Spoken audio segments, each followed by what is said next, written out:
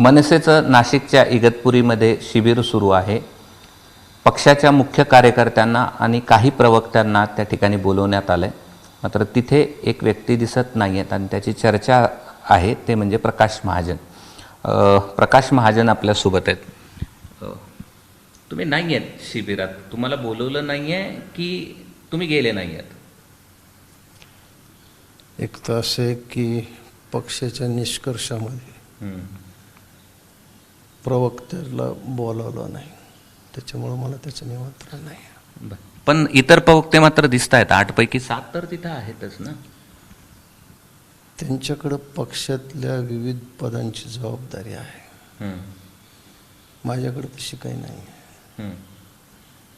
त्याच्यामुळं मला निमंत्रण आलं नाही. शेवटी पक्षाचा तो निर्णय, कोणाला बोलवावं कोणाला नाही. असं आहे की असे काही प्रवक्ते आहेत की त्यांच्याकडे प्रवक्तेपदाची जबाबदारी आहे तिथे. बहुधा असं नाही, मी सोडलं तर कोणी असं नाही ज्यांच्याकडं. माझ्याकडे फक्त प्रवक्तेपदाची जबाबदारी असल्यामुळं मी पक्षाच्या कुठल्याही धोरणात्मक बाबीत मला बोलावलं जात नाही. शेवटी पक्षाची शिस्त आहे. असं पण पक्षाची धोरणं जिथं ठरवली जातात किंवा तिथे उद्याचं काय आहे हे जाणून घ्यायचं, प्रवक्त्यांकडनं नाही जाणून घ्यायचंय का?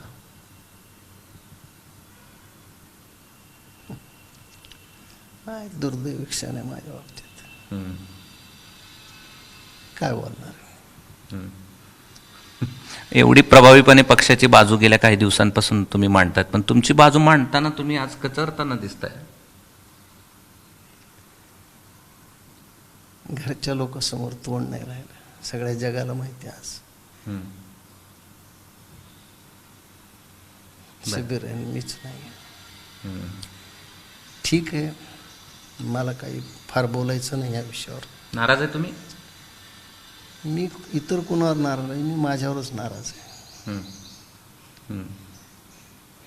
ठीक आहे, प्रत्येक महाराष्ट्र सैनिकाला अभिमान वाटेल, गर्व वाटेल, असंच मी प्रवक्ता म्हणून काम केलं.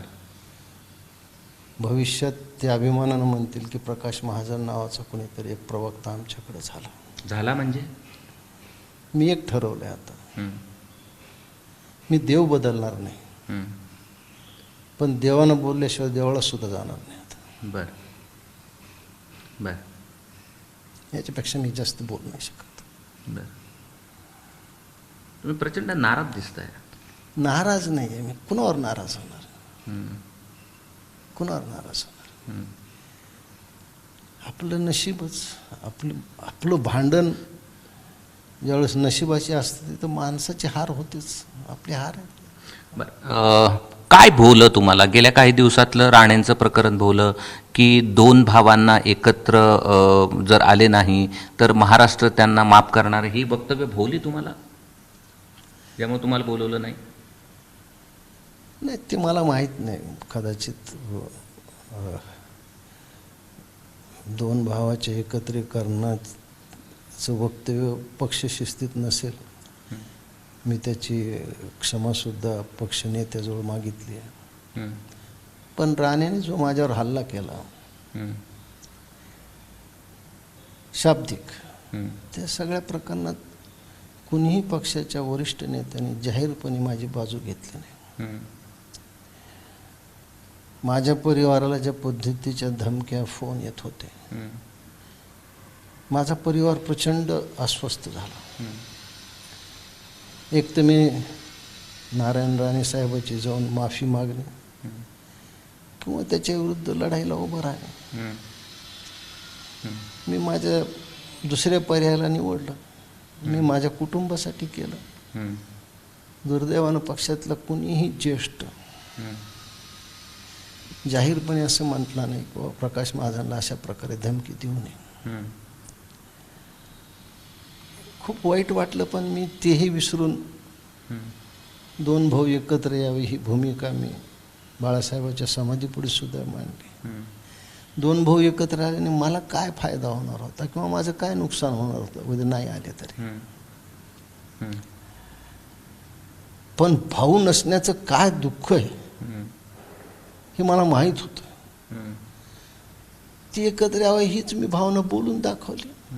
चुकले असेल, पण आज पक्षात दिवाळी आहे, माझ्या घरात अंधार आहे.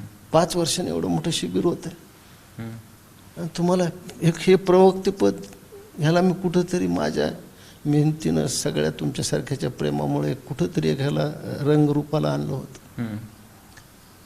कदाचित माझं बोलणं, माझं मीडियातलं वावरणं हेच मला त्रासदायक ठरलं असेल. तुम्ही नाराज? मी नाराज कुणावर नाही, मी खिन्न आहे, दुःखी आहे. हम में ही थी न कोई बात, याद न तुमको आ सके, तुमने हमें भुला दिया, हम न तुम्हें भुला सके. फेसबुकवर तुम्ही एक शेअर लिहिला. त्या माझ्या भावना होत्या.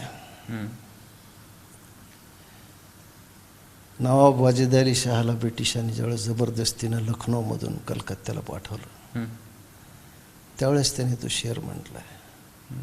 माझी आज अशी भावना झाली की आता बस झालं. जिथं आपल्याला घरातच सन्मान नाही आहे, जग काय देणार सन्मान. प्रवक्तेपद सोडताय तुम्ही मनसेचं? मी म्हणलं ना, मी आता देव बदलणार नाही. माझी भक्ती असेल तर देव मला बोलवेल, त्यावेळेसच मी देवळात जाईन. जर माझी भक्ती कमी असेल तर देव नाही बोलवणार, तर मी देवळात जाणार, पण मी देव नाही बदलणार. प्रकाश महाजन मेला तरी राज ठाकरेचा म्हणूनच मरेन. माझ्या डोक्यात दुसरा कुठलाही विचार नाही. राज ठाकरे हाच माझा विचार आहे. ते कसे जरी वागले तर राज ठाकरे वर नेता म्हणून आणि अमित ठाकरेवर सुद्धा त्यांचा मुलगा म्हणून माझी श्रद्धा, प्रेम, निष्ठा ही कायम आहे. त्यात काही बदल होणार नाही. पण आता माझी इच्छा राहिली नाही. अशा पद्धतीनं जर पक्ष मला वागवत असेल तर मी कोणत्या तोंडानं पक्षाची बाजू मांडू, काय मांडू? हा खूप जगात करण्यासारखं.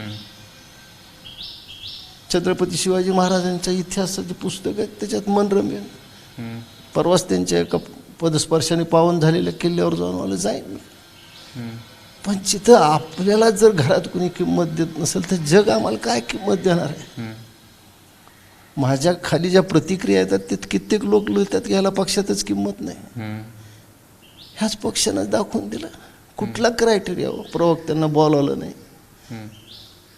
असं काय आम्ही तिथे येऊन तुमचं हे केलं असतं? विदर्भापासून कोकणापर्यंत विधानसभेच्या निवडणुकीत आपापल्या परीने मी फिरलो. मला काय वाटलं असं तुम्ही बोलवत नाहीत. हे मीडियासमोर बोलण्याची गोष्ट नाही.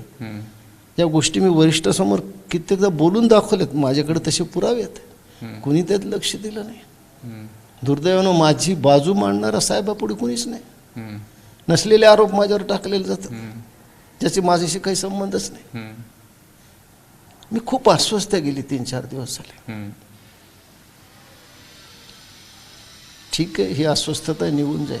पण मी तुम्हाला म्हणलं ना, मी मनसेत असं काम केलंय की येणारा प्रत्येक मनसैनिक गर्व करेल की प्रकाश महाजन नावाचा कोणीतरी प्रवक्ता झाला, प्रकाश महाजन नावाचा असा एक कार्यकर्ता झाला ज्यांनी अत्यंत या महाराष्ट्रातल्या अत्यंत बलाढ्य राजकीय व्यक्तीशी लढा एकट्याच्या जीवावर दिला.